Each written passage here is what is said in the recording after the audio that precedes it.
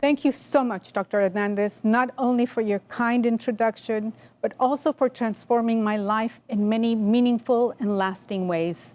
This recognition is something I did not expect. I am humbled, I am delighted, and I am grateful to you, the Advent Health University Board of Trustees, Daryl Toll, Chair, and to all the faculty and students of this very special university for this humbling and generous recognition. And I am honored to be with you today to celebrate your academic, personal, and professional accomplishments. It has been a long time coming, and I can only imagine the delight, relief, and thrill of celebrating the completion of your goals. Mixed, no doubt, with concern and uncertainty as you focus your energy on fulfilling your mission of service to others. You are a pioneer graduating class of this institution.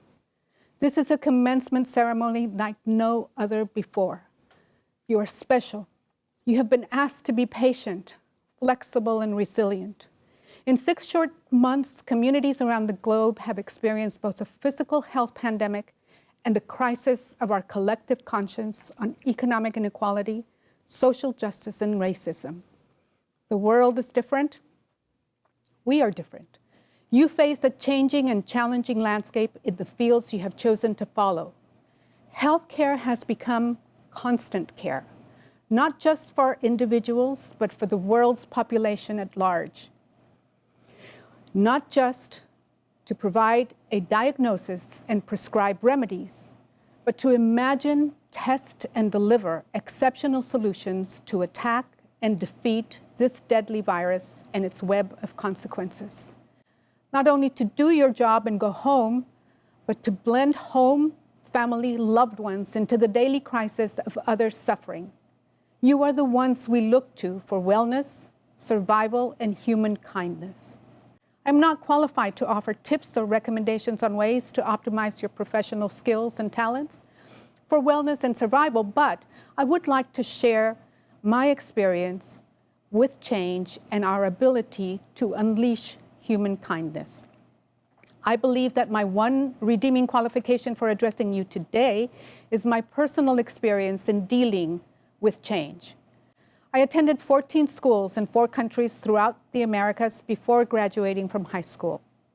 Studied at 2 universities in different continents, moved homes more times than I can count as a child, a wife, a mother, and a career professional. My family and I experienced drug trafficking violence in Colombia, Mexico, and Ecuador, lived through turbulent times in the UK, witnessed the impact of apartheid's vicious tentacles in Zimbabwe and Southern Africa, and now face the consequences of systemic, social, racial, and economic inequality throughout the world and in our own neighborhoods.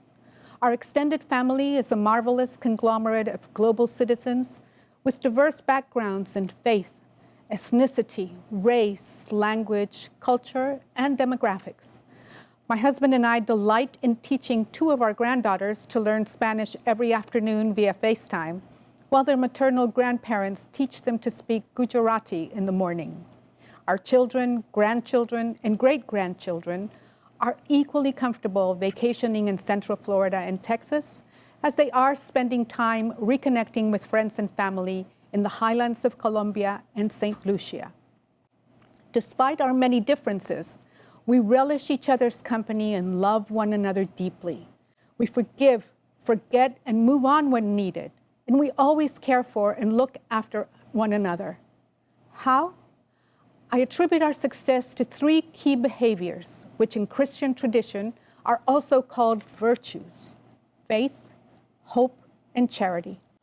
First, we strive to give everyone an A from the very beginning of our relationship, understanding that the labels we give to one another and that others give to us are all invented, and that it is in our power to unite under a common purpose. We have faith in ourselves and in others and believe that if given the gift of trust, we will act and behave in ethical, righteous, and honorable ways. No better way to honor the principles of faith that we each received from our elders growing up.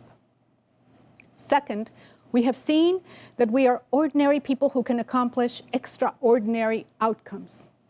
Seeking to become agents of change for ourselves, our immediate family, those we love and care for, we act with concern and advocacy for causes and issues that impact vulnerable and disenfranchised groups and individuals whom we may never meet.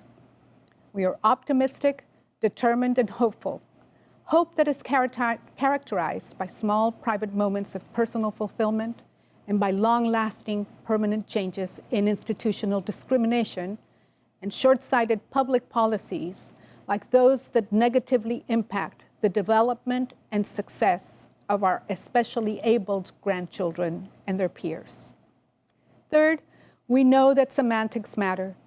Words define our reality and shape the structure of our behavior. We choose wisely our spoken and written words, staying clear of those that will take us into a downward spiral of negativity, vindictiveness, and stereotypes. We choose words that radiate possibility and bring optimism, love, gratitude, and confidence into our relationships. Charity begins at home, and its most ambitious and transformative manifestation is love and concern for others. We see each other clearly. We accept one another fully. We respect that which is different and cannot or should not change. This recipe to nurture human kindness has worked well for us.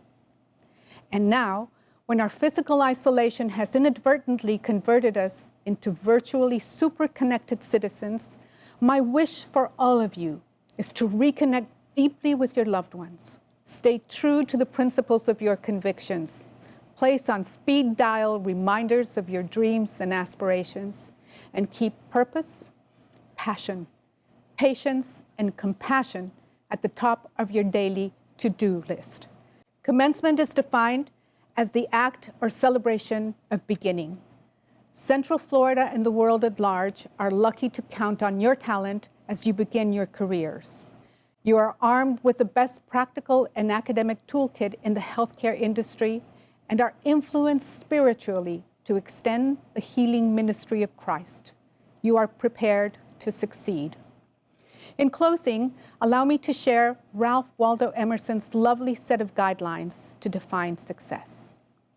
To laugh often and much, to win the respect of intelligent people and the affection of children, to earn the appreciation of honest critics and endure the betrayal of false friends, to appreciate beauty, to find the beauty in others, to leave the world a bit better, whether by a healthy child, a garden patch, or a redeemed social condition. To know that one life has breathed easier because you have lived. This is to have succeeded.